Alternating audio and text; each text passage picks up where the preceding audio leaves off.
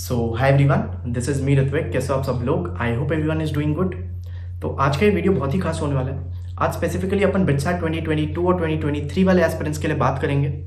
किस तरह से जो 1 या 2 साल उनकी प्रिपरेशन के उनके पास अभी हैं, किस तरह से यूटिलाइज कर सकते हैं, कौन सी मिस्टेक्स उन्हें नहीं करनी है कि यार ये तो नहीं करनी है अपनी प्रिपरेशन में, किस तरह से वो बैकलॉग्स को अवॉइड कर सकते हैं एंड क्या किया जा सकता है कि अगर मैंने अपनी क्लास 11th को थोड़ा मेरे को लगता है कि यार मैं नहीं ढंग से कंसिस्टेंटली परफॉर्म किया 11th में एंड कॉन्सेप्ट्स मेरे नहीं क्लियर हो पाए, तो क्या किया जा सकता है। आज की वीडियो में इस पर बात करेंगे।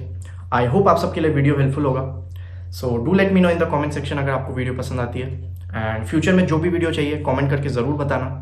तो चलो वीडियो को स्टार्ट करते हैं। सो गाइस, आप लोगों ने शायद एक बात नोटिस की होगी कि जब हम 10th से 11th में आते हैं, जो हमारा ट्रांजिशन होता है, इसमें थोड़ा एडजस्ट करने में हमें टाइम लगता है क्योंकि कंटेंट बहुत वाइड है, एकदम से नई चीज़ें आने लगती हैं और स्टार्टिंग में हमारा जोश भी बहुत ज़्यादा होता है कि नहीं हमें आईआईटी में एडमिशन चाहिए, बिटसैट क्रैक करना है या जो भी आपका एम है। तो स्टार्टिंग में हमारा जोश बहुत होता है। तो स्टार्टिंग में आप देखोगे कि यार ट्रिग्नोमेट्री के 4 जगहों से सवाल सॉल्व कर रहे हैं और तब हमारे पास टाइम भी बहुत होता है। क्लास 11th में स्टार्टिंग में इतना जोश है, काइनेमेटिक्स के 4 बुकों से अलग अलग सॉल्व कर रहे हैं। लेकिन जैसे जैसे चीज़ें आती हैं, रोटेशन आया, ये आया, चैप्टर्स आने लगते हैं, चैप्टर्स बड़े होने लगते हैं, तो आप उतना टाइम इन्वेस्ट नहीं कर सकते। और अगर आप ये स्ट्रैटेजी फॉलो करोगे कि यार मैं ये चैप्टर को पूरा अच्छे से 4 बुकों से सॉल्व कर लूंगा और फिर मैं जाऊंगा, तो कोचिंग इंस्टीट्यूट में इतने में 4 चैप्टर करवा देते हैं। इस चक्कर में आपका जो लैग है वो काफी ज्यादा हो जाता है और बैकलॉग्स बढ़ते जाते हैं और वो नेवर एंडिंग है। तो आप ये गलती बिल्कुल मत करना कि मैं अपने एंड पे ये सारे 4 बुकों से चैप्टर करूंगा और फिर आगे जंप करूंगा। जब आपको बाद में टाइम मिलेगा क्वेश्चन को सॉल्व करने का, जब आप कोचिंग इंस्टीट्यूट में साथ साथ अपने नोट्स बनाते हो, उसके बाद आपको सवाल सॉल्व करने हैं, तो या तो आपको जो डीपीपी देते हैं, मॉड्यूल देते हैं, उनको सॉल्व करो, साथ में जैसे फिजिक्स के लिए एचसी वर्मा होगी, एक बुक और सॉल्व कर लो, बस दैट इज इनफ। और ट्रस्ट मी, अगर आप इसे अच्छे से सॉल्व करते हो आपके पास और टाइम नहीं होगा आगे, और अगर है तो invested in doing whatever you want to do. तो चैप्टर के साथ साथ आपको बस इतना इंश्योर करना है, बाद में आपके पास टाइम मिलेगा, आपको मॉक टेस्ट बनाओगे, तब आपको जो नए सवाल मिले उनको ऐड कर लेना अपनी लिस्ट में, जो भी आप नोट्स बना रहे हो कि यार हाँ ये अच्छे क्वेश्चंस हैं, या एचसी वर्मा से साथ साथ करो, उसके अंदर लिख लिया करो। तो इससे आपको हेल्प होगी और ये भी नहीं होगा कि आपके बैकलॉग्स बढ़ते जा रहे हैं, आप कोचिंग इंस्टीट्यूट में साथ साथ नहीं कर पा रहे हो, क्योंकि ये बहुत गलत स्ट्रैटेजी है कि मैं 4 बुकों से सॉल्व करूंगा और फिर साथ में कवर अप कर लूंगा। आप नहीं कर पाओगे कवर, क्योंकि कोचिंग इंस्टीट्यूट में उतनी देर में 4 चैप्टर हो जाते हैं। तो ये बिल्कुल भी एडवाइस नहीं करूंगा। स्टार्टिंग में हो सकता है हमें जोश ज्यादा हो, स्टार्टिंग में टाइम होता है तो ठीक है, बट उसको कंट्रोल करके रखना है और हमें हर चैप्टर को कवर करने की कोशिश करनी है। हमें एक चैप्टर में मास्टरी नहीं चाहिए, हमें अपने स्कोर को मैक्सिमाइज करना है और स्कोर तभी मैक्सिमाइज होगा जब हम सारे चैप्टर्स का एटलीस्ट बेसिक कवर कर लेंगे। बाद में हमें टाइम मिलेगा तो हम अच्छे लेवल के क्वेश्चंस भी प्रैक्टिस करेंगे। जो स्टूडेंट्स अभी क्लास 12th में है या क्लास 11th में भी हैं, जिनको लगता है कि यार मैंने अपनी प्रिपरेशन अच्छे से नहीं हुई है, वो किसी भी कारण की वजह से हो सकती है और आप उस चीज को फिगर आउट करने की कोशिश करो। मैं ये नहीं कह रहा कि आप वापस से अपनी पूरी 11th की लेके बैठ जाओ और मेरे को वापस से नया कोर्स करना है। कोर्सेज करने से या 4 बुक सॉल्व करने से आपको हेल्प नहीं होने वाली है। आपने जब कोचिंग इंस्टीट्यूट में क्लास में अटेंड किया होगा, आपने नोट्स बनाए होंगे, उन नोट्स को गो थ्रू करो, समझने की कोशिश करो क्या है।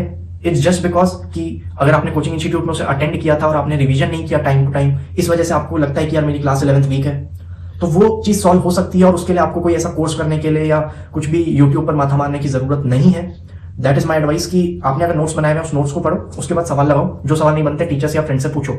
आप रियलाइज नहीं करते कि यार ऑनलाइन कंटेंट तो बहुत ज्यादा है बट फिल्टर्ड आउट कंटेंट नहीं है। तो एक कंसेप्ट को समझने के लिए आप 5 वीडियो देखोगे और उससे आपका इतना टाइम वेस्ट हो जाएगा, you won't even realise that at the moment. तो हमें क्या करना है कि कम से कम टाइम में हमारा वो कॉन्सेप्ट बिल्ड हो जाए। तो हमने अगर वो नोट्स बनाए हुए हैं या हमने कोचिंग इंस्टीट्यूट के अटेंड किए हैं, तो बार बार 4 कोर्सेज करने से वो आपको कुछ नया नहीं पढ़ा देंगे। हर कोचिंग इंस्टीट्यूट में या हर यूट्यूब के लेक्चर में ऑलमोस्ट सिमिलर मोर और लेस होता है, बस उनका पढ़ाने का तरीका अलग होता है, दैट इज डिफरेंट, बट जो कंटेंट वो प्रोवाइड करेंगे वो उतना ही होता है। सो ये एक एडवाइस थी कि जो करो उसको ढंग से करो। ये नहीं है कि 4 अलग अलग कोर्सेज चला रखे हैं कि यार इस चैप्टर को इससे कर लेते हैं, इस चैप्टर को इससे कर लेते हैं, इससे हेल्प नहीं होने वाली है आपकी डेफिनेटली।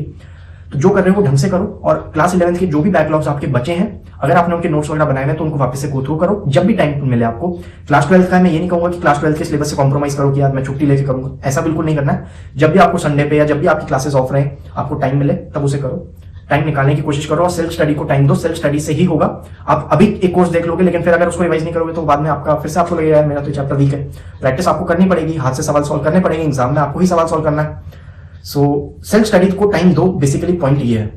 सो गाइस, मैं बार बार इस चीज पे एम्फोसिस क्यों कर रहा हूँ कि यार स्टार्टिंग में हमारे पास जोश बहुत ज्यादा होता है, क्योंकि यार ये चीज आप शायद आपने कभी नोटिस की हो कि यार हम पीरियोडिक टेबल जैसे चैप्टर को जो शायद एग्जाम के पॉइंट ऑफ व्यू से उतना इंपॉर्टेंट नहीं है जितना जीओसी जैसा चैप्टर है, और शायद हम पीरियोडिक टेबल को ज्यादा टाइम देते हैं क्योंकि स्टार्टिंग में हमारा जोश बहुत ज्यादा होता है। और this is one of the major reasons जो शायद आपकी जो क्लास 11th की प्रिपरेशन आपको लगे कि यार उतना कॉन्फिडेंस नहीं है एंड मैंने अपना क्लास 11th वेस्ट कर दिया, क्योंकि स्टार्टिंग में हमारा जोश यहाँ होता है, धीरे धीरे हम क्या हो जाते हैं, बोर हो जाते हैं और हम एकदम छोड़ देते हैं, और जिसकी वजह से हमारे बैकलॉग्स और वो आ जाते हैं।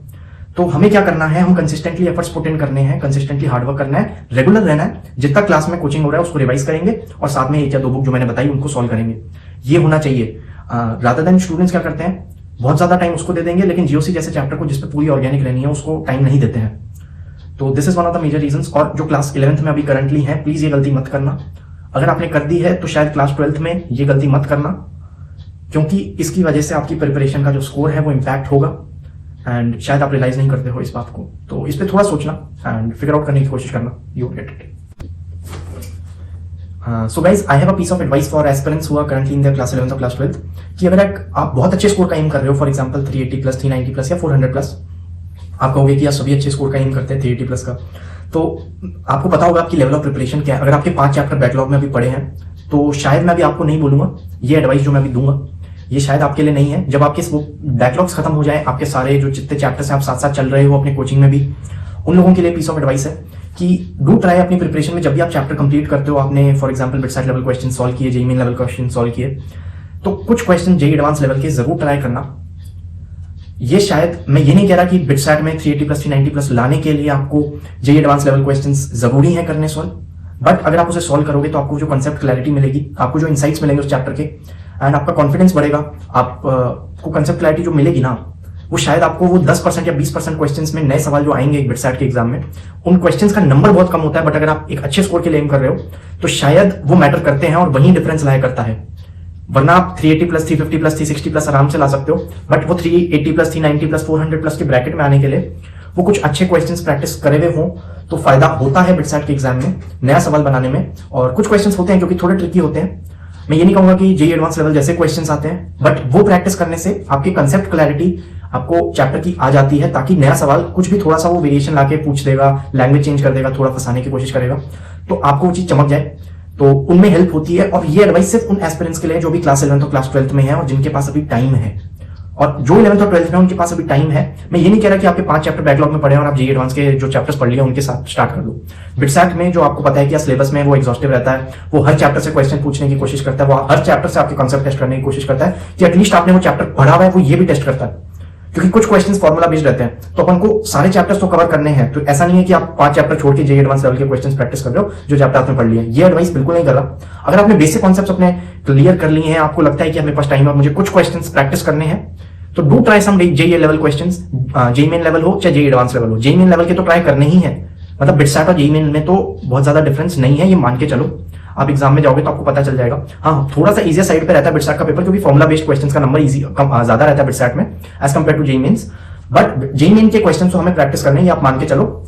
जेईई एडवांस लेवल के क्वेश्चंस अगर आप अच्छा स्कोर ज्यादा एम कर रहे हो, ये नेसेसिटी नहीं है, बट कर लोगे तो फायदा जरूर होगा, ये मैं आपको बता सकता हूँ। सो एक ही एडवाइस थी, अगर इसको फॉलो कर सकते हो तो डू ट्राई सम क्वेश्चन। मैं ये नहीं कह रहा कि बहुत ज्यादा जेईई एडवांस के ही ट्राई करो, क्योंकि क्या होता है कि हम बहुत ज्यादा इजी क्वेश्चंस प्रैक्टिस करते हैं तो वो हमें हेल्प करता है, हमें स्पीड आएगी, हमारी एक्यूरेसी बढ़ेगी, बट वो एक पॉइंट तक होता है, उसके बाद सैचुरेशन आ जाता है, उसके बाद अपन फर्दर लेवल अप नहीं कर सकते।